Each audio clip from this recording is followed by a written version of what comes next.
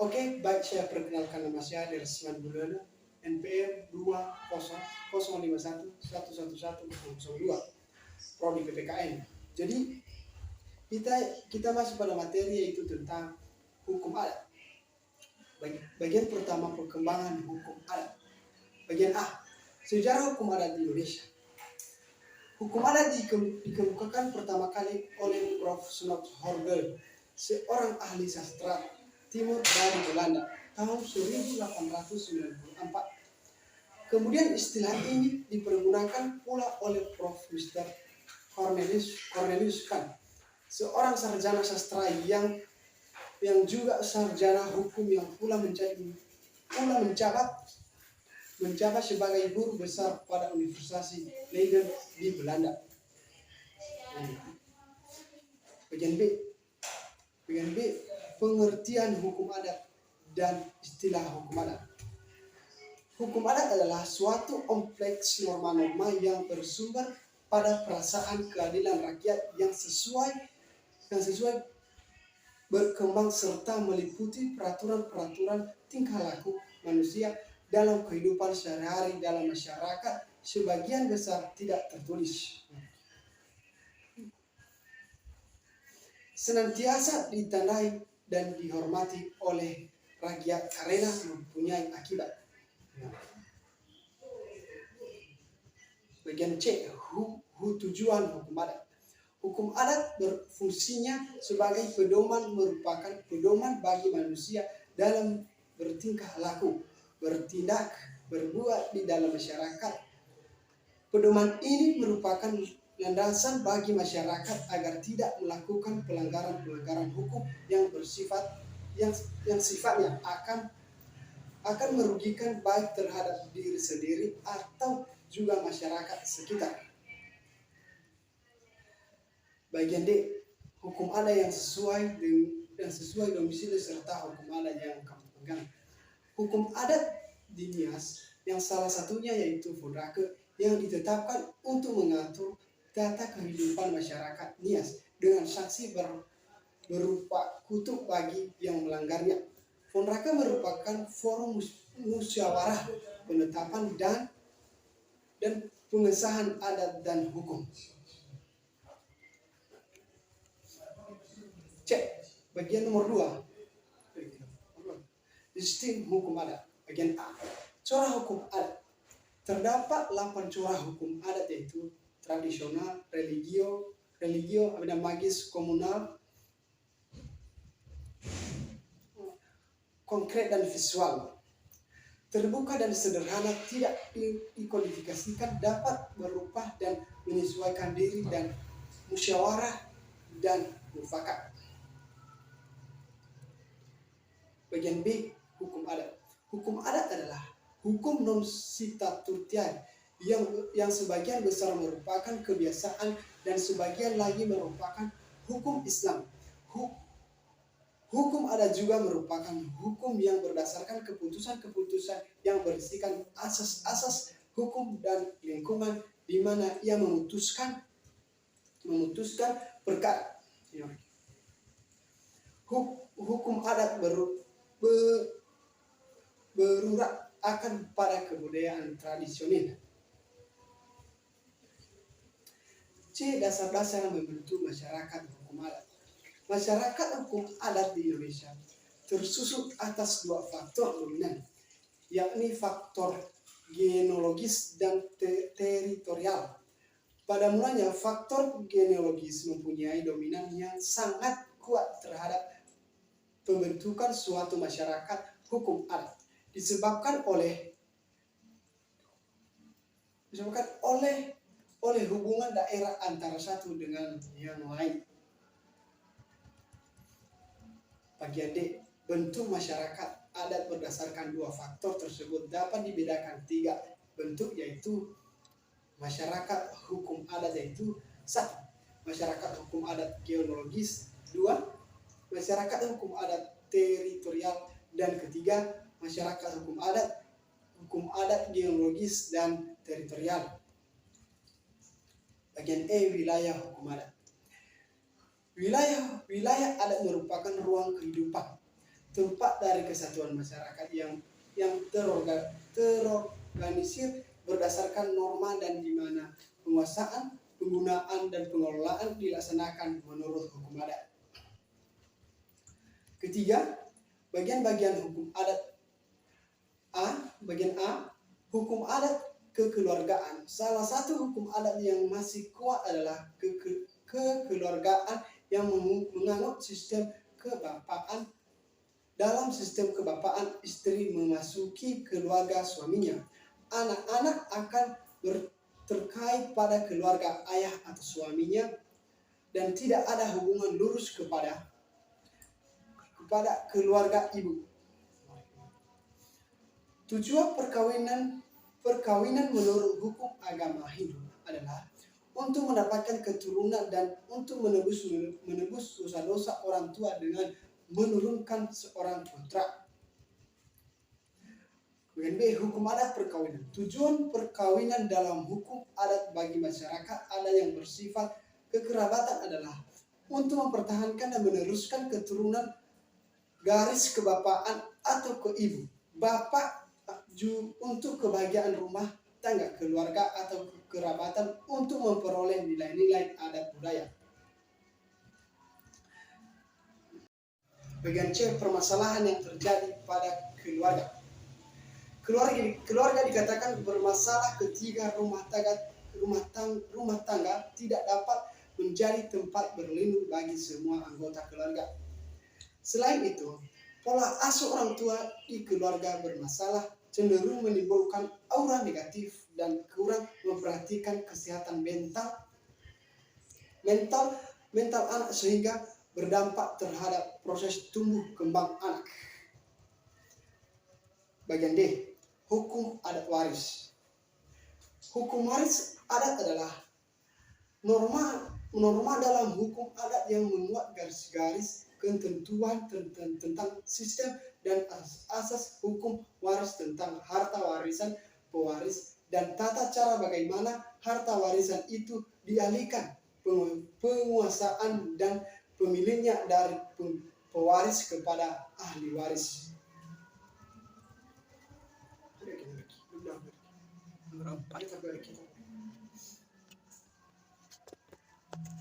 Nomor 4, hukum tanah.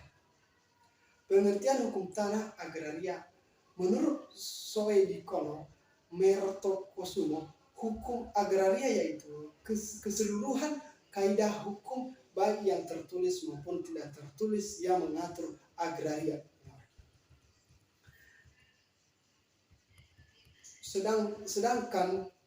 Sedangkan menurut Budi Harsono, hukum agraria adalah satu kelompok beragam bidang hukum yang masing-masing mengatur hak-hak penguasaan atau sumber-sumber daya alam tertentu yang termasuk pengertian agraria. Contoh, hukum tanah, hukum air, hukum pertambangan, hukum perikanan, hukum atas penguasaan atas tenaga, dan unsur-unsur dalam ruang angkasa.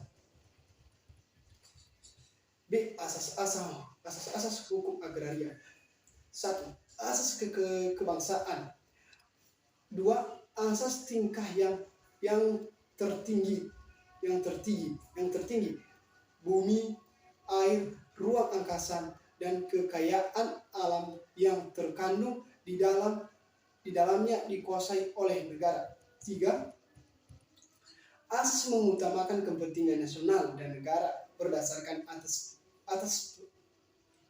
persatuan bangsa daripada kepentingan perseorangan dan golongan. 4. Asas sama hak atas tanah mempunyai fungsi sosial. 5.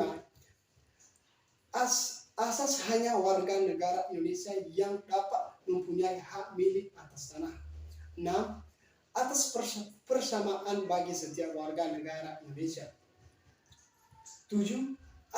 Asas tanah pertanian harus dikerjakan atau diusahakan secara arif oleh pemiliknya sendiri atau menengah cara bersifat pemerasan. 8. Asas tanah guna tanah atau penggunaan tanah secara berencana.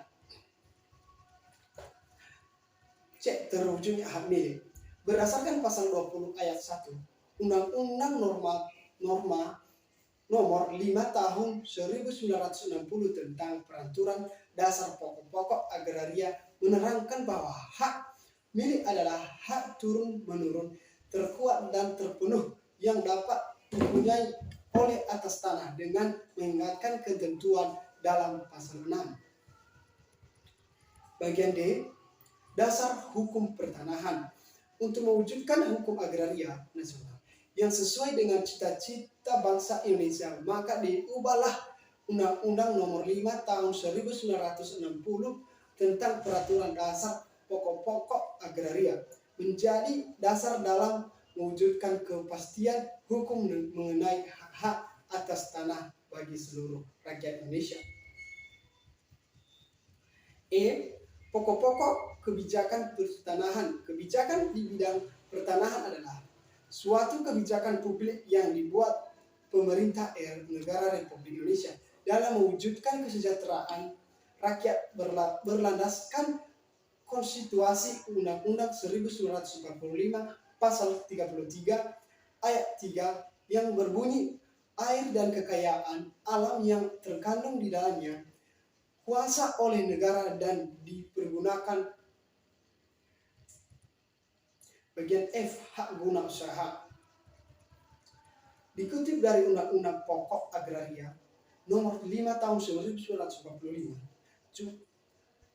arti hak guna untuk mengusaha tanah yang dikuasai langsung oleh negara dalam jangka waktu tertentu yang digunakan untuk usaha pertanian, perikanan, atau peternakan. G. Hak guna bangunan.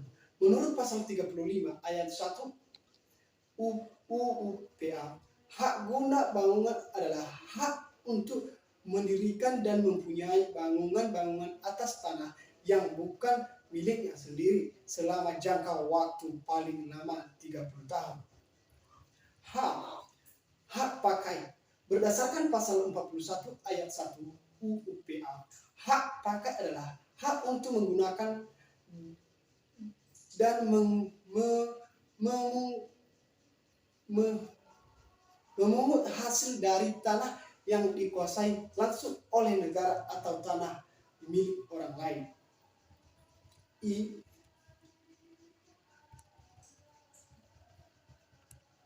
Hak pengelolaan. Hak pengelolaan adalah hak menguasai dari negara yang kewenangan pelaksanaan sebagai dilimpahkan kepada pemegangnya. J. Hak milik satuan hak milik satuan rumah susunan. Hak milik atau atas satuan rumah merupakan hak kebedaan yang memberikan pemilik perseorangan atas satuan rumah susunan yang digunakan secara terpisah, hak bersama atas bagian-bagian dari bangunan rumah susunan, hak bersama atas benda-benda, dan hak bersamaan atas tanah. 5. Perkembangan hukum adat. Bagian A. Kecenderungan masyarakat adat menuju ke sistem bilateral. Sistem parental atau bilateral adalah sistem kekerabatan yang menarik garis keturunan dari kedua belah pihak bapak dan ibu, sehingga kedudukan anak laki-laki dan anak perempuan dalam mewarisi adalah seimbang dan sesama. Bagian B. Kontribusi hukum dalam pembentuk hukum nasional. Hukum nasional, hubungan antara hukum dan dengan hukum nasional dalam rangka pembangunan hukum